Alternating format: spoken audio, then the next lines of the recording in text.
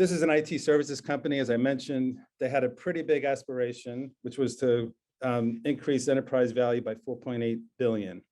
They did have a strategy and they had initiatives, but it was very kind of P&L BU focused, which in our sense was a bit siloed. So when we started to work with the CEO and the executive team, we started to kind of pull that apart a little bit and, what are the real drivers of value? How are you going to go create $4.8 billion of enterprise value on a current platform, which was 2.4 billion?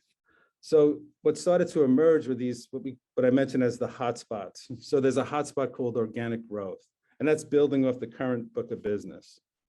There's two hotspots that you would think about are more enablers, and they often don't really show up as being so significant in a strategic plan. But the two here were talent and capabilities. So this IT services company really, on the forefront of advanced technologies, recognized that they needed talent and competencies in order to drive the capabilities and solutions that they can bring to market. So the talent hotspot became a very significant portion of their value creation.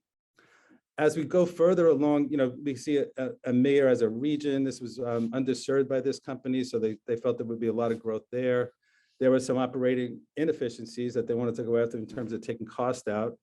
And then to Shefali's point, there were two areas that they felt weren't today, but in the future would lead to significant growth.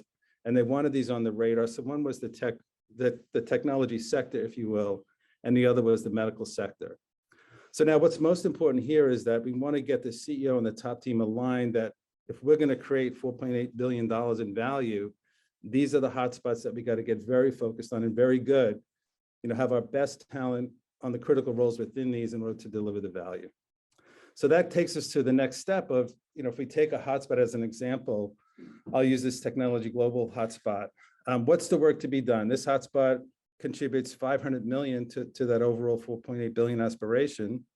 But the first work to be done was increase additional share of wallet, providing new services to current clients. So there was an opportunity within the technology sector to grow that way.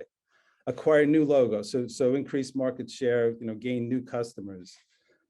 Build alliances. In technology services, most companies, they want to partner with other technology services companies so they can bring to the client a much more comprehensive solution. But they needed to build those kinds of alliances and partnerships. And then finally, a service line within the technology sector was for them to insource from clients. So clients would outsource important technology, kind of processes that would generate revenue for this client. And therefore they needed knowledge and expertise in order to be able to do that. So that's kind of the honing in on what's the most essential work to be done. And now we have this metaphor of a table. So if you think of that work to be done at this hotspot and you plot the table in the middle of it, what roles need to be at that table? Who needs to come together? And again, this is helping you start to define interdependency. So it's not just with any one silo or function or business unit, but what are those roles that really are necessary to do the work to be done? So you see this first role at the top, that's what we call the hotspot owner. So the head of the sector for global technology is at the head of this table. It's a critical role. It's really responsible for this whole industry area that the client serves. Now, obviously, they can't do it alone. So they have a head of delivery. So once in this case, it's cloud, the whole cloud services was a big area for them to grow in the technology sector. So the head of cloud, think of building the product. The head of delivery, how do they bring that to market? How they work, particularly in Europe, to grow. Head of cloud alliances, what are those partnerships that's related to this work to be done? Head of new logos, so how do they go acquire new clients? So you start to see how the work to be done makes it easy to say, well, which roles need to be at this table in order to do this work?